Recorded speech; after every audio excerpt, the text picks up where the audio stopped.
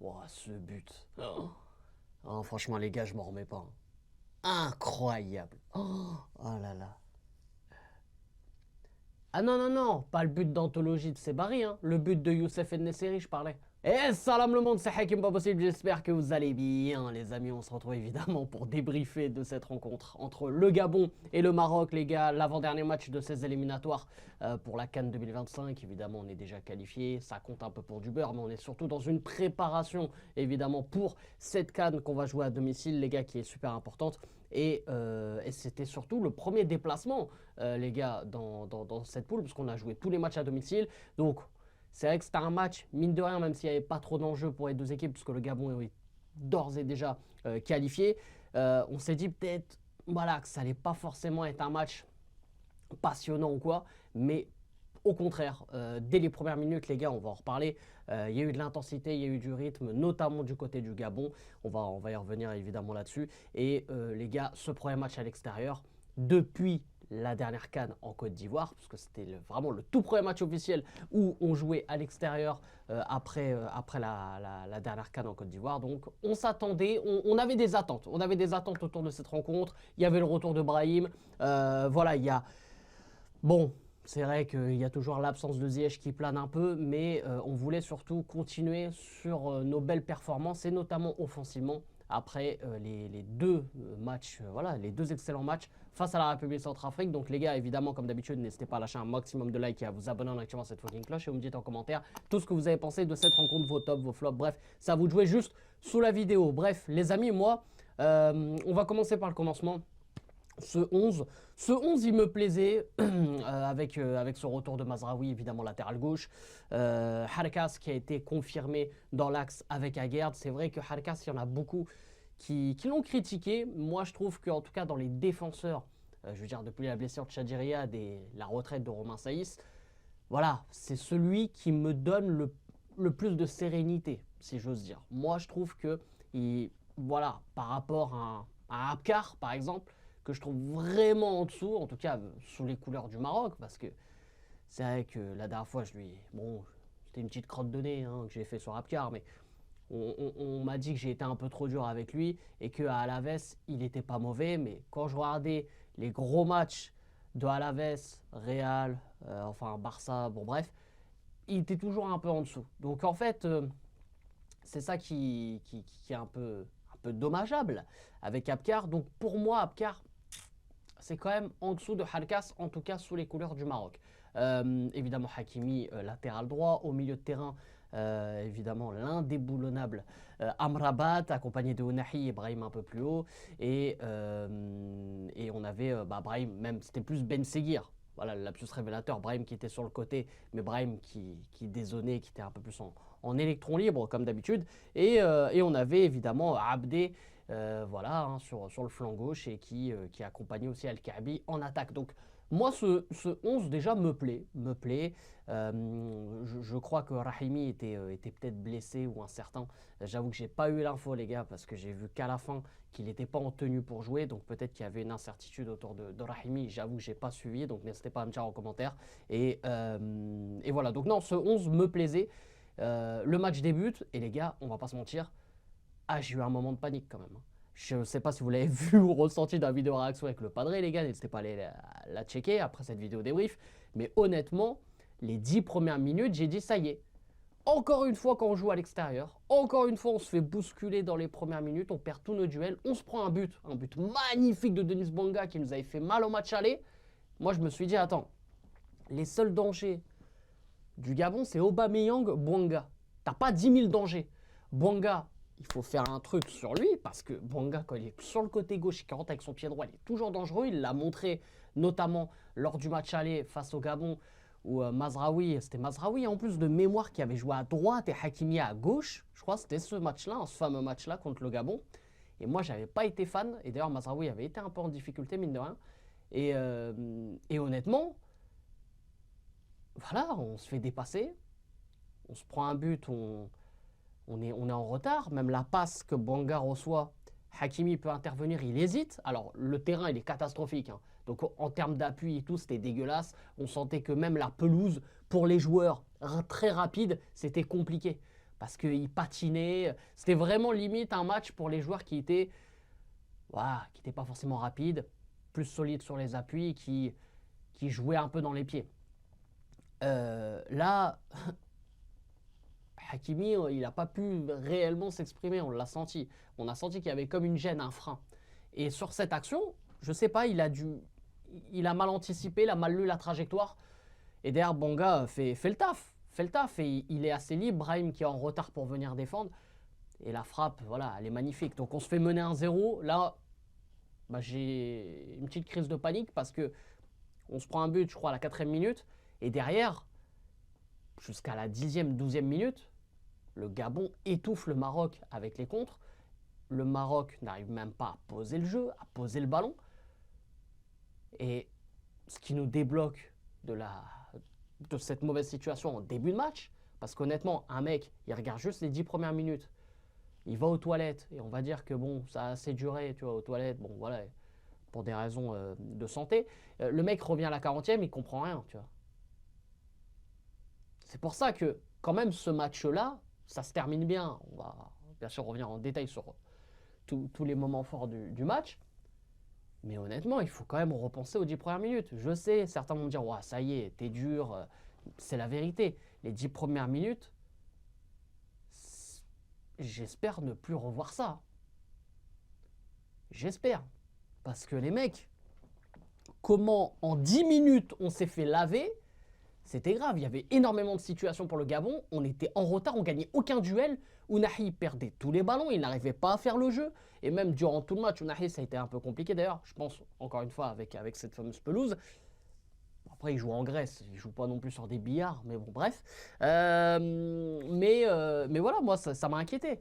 Et ce qui nous a débloqué ce qui nous a débloqué du match, quand même, les gars, je pensais pas le dire un jour, mais c'est les coups de pied arrêtés. On arrive à tirer des corners correctement et on arrive à concrétiser, les mecs. Brahim qui marque sur l'un des premiers corners qu'on a. Après, on continue, on enchaîne. C'est Harkas qui, sur un magnifique coup franc de Hakimi, marque au 2e poteau. Bah les gars, je dis, ah ouais, ça y est, maintenant on commence à avoir des combinaisons, des sortes de combinaisons sur les coups de pied arrêtés et tout. Alors, j'ai vu beaucoup de commentaires, parce que pendant la vidéo réaction avec le Padre, évidemment, on disait que ouais, le Gabon était très faible défensivement. Sur les coups de pied arrêtés en marquage, ils étaient à la rue. On va pas se mentir, ils étaient à la rue. Et on m'a dit, ouais, mais attends, maintenant, ça y est, le Maroc, voilà, commence à mieux travailler les coups de pied arrêtés. Commence aussi, apparemment, il y aurait voilà, un spécialiste dans le staff des coups de pied arrêtés, comme il y a par exemple à Arsenal. Arsenal, c'est très connu pour ça, ils bossent beaucoup là-dessus. Mais quand même, les gars, on va pas se mentir, hein. Même le 3e but, on rajoute même le doublé de Brahim. Le marquage du Gabon, c'est un scandale. Et tu sentais qu'ils étaient plus en confiance. C'est-à-dire que chaque corner, c'était un penalty. T'avais une occasion de but, quoi. Ça finissait pas loin, et ça finissait en but. Le gardien était pas serein non plus. Donc moi, je suis content pour la confiance qu'on devienne dangereux sur les coups de pied arrêtés offensifs, et tant mieux, parce qu'à un moment donné, voilà, quand ça arrive une fois, tu te dis ouais, bon, c'est un coup de chance et tout, mais il faut l'avouer, ça arrive 3 fois, tu te dis quand même, c'est que ça a été un minimum travaillé. Donc il faut reconnaître ça aussi, et voilà. Donc ça, c'est un gros point positif. Et ce qui est aussi positif, les gars, c'est qu'on était mené. On était mené, et le Maroc mené, on sait que c'est compliqué. Ces dernières années, quand le Maroc était mené, en général, on ne revenait pas. Alors c'était peut-être dû, je ne sais pas, des fois un problème physique, psychologique, certains choix, bref. Là, les gars, on a su réagir, et très très vite, mine de rien. Parce qu'on marque, je crois, le premier but de Brahim, si j'ai pas de bêtises, je crois qu'il est vers la 16e, 17e. Et après, en 6 minutes, on met 3 buts, je crois, hein, si j'ai pas de bêtises. Hein. Je crois qu'on met 3 buts. Donc, ouais, c'est ça, en une dizaine de minutes, on met 3 buts. Donc, tu te dis quand même, voilà, il y a eu une bonne réaction, premier point. Et deuxième point, les coups de pied arrêtés, où on devient maintenant décisif. Et ça peut devenir, en tout cas j'espère, à l'avenir, notre gros point fort. Et à noter le doublé de Brahim et le petit premier but de Harkas, les gars. Donc ça fait encore plus plaisir, parce que c'est un joueur, en tout cas moi, que j'aime bien. voilà, en défense. Ensuite, on arrive à la mi-temps, les gars, 3-1, donc on se dit, ouais, ça va dérouler tranquillement, enfin, ça va se gérer. Voilà, on va baisser en rythme et tout, et c'est ce qui arrivait un peu. Il y avait un peu moins de rythme, les Gabonais qui s'énervaient un peu par frustration. Euh, et voilà, il n'y avait plus vraiment de match, la pelouse qui était catastrophique à un moment donné. Il y a un joueur du Gabon, il avait un bout de pelouse, frère, c'était la moitié de la surface de réparation, frère. C'était incroyable, le bout qu'il a enlevé. Bref, après, on sait que le Gabon n'a pas forcément les mêmes moyens que le Maroc, par exemple, mais c'est là où il faudrait quand même trouver des moyens d'améliorer aussi certains terrains en Afrique, parce que le Gabon, voilà, c'est pas non plus une nation, je veux dire, en termes de foot, qui est dans les bas-fonds du classement FIFA. On parle quand même, moi je trouve, le Gabon, c'est quand même, ils ont des bons éléments, ils ont des bons joueurs. Voilà, que ce soit Aubameyang, Boenga, évidemment Lemina, qui est pour moi, qui a été le meilleur joueur du Gabon dans cette rencontre. Donc ouais, c'est un peu dommage qu'ils aient pas un terrain quand même voilà, digne de leur image, donc dommage. Mais voilà, je pense que c'est ça aussi qui a fait que le match était, plus les minutes passaient, plus c'était, voilà, c'était pas fou. Donc Regragui a fait un peu tourner, on a eu à Bourlel, En-Nesyri qui est rentré aussi. Euh, et après, bah, moi je le réclamais dans la vidéo réaction avec le padré, les gars, je le réclamais, je voulais voir un Sebari qui joue un peu plus. El Khannous aussi, évidemment. Et après, voilà, il est arrivé ce qui est arrivé. Voilà, avec tous les joueurs que j'ai cités, on a eu une action de pur remplaçant avec El Khannous. Alors un bon travail de Ben Seguir juste avant, d'ailleurs Ben Seguir qui a fait encore un très bon match. Je crois que c'est le joueur qui a touché le plus de ballons dans la rencontre. En tout cas, l'un des joueurs qui a touché le plus de ballons, à mon avis avec Amrabat, si je ne me trompe pas. Et Ben Seguir, donc du coup, voilà, qui fait la différence, qui passe le ballon à El Khannous, un de ses premiers ballons à El Khannous, qui trouve, voilà, je crois en deux touches, hein, c'est Barry qui centre, En-Nesyri qui marque, les gars. Donc c'est bien pour la confiance pour Youssef En-Nesyri, évidemment, avec tout ce qui s'est passé ces dernières semaines, ces derniers mois. Même avec Fenerbahçe, ça commence un peu à se mettre en route. Donc c'est toujours bien, même si voilà, je suis l'un des premiers à me moquer de Youssef En-Nesyri. Mais ça me fait plaisir aussi qu'il marque et il faut que tous les joueurs aient un maximum de confiance. Là, on est à 1 an de la CAN, les gars. On est à 1 an de la CAN. Donc il faut que tous les joueurs aient un maximum de confiance parce qu'il va avoir une pression tellement hors norme, ce qui est normal. Donc voilà, pour Youssef En-Nesyri, ça fait plaisir. C'est vrai que le padré, c'est vrai qu'on a l'impression que c'est plus facile pour lui de la mettre au fond parce qu'il tombe, en fait. Et c'est en tombant, donc peut-être que s'il était debout, peut-être qu'il n'aurait pas eu la même tête. Mais bon, après ça, c'est encore une fois, c'est pour être méchant. Pour être méchant. Mais bref.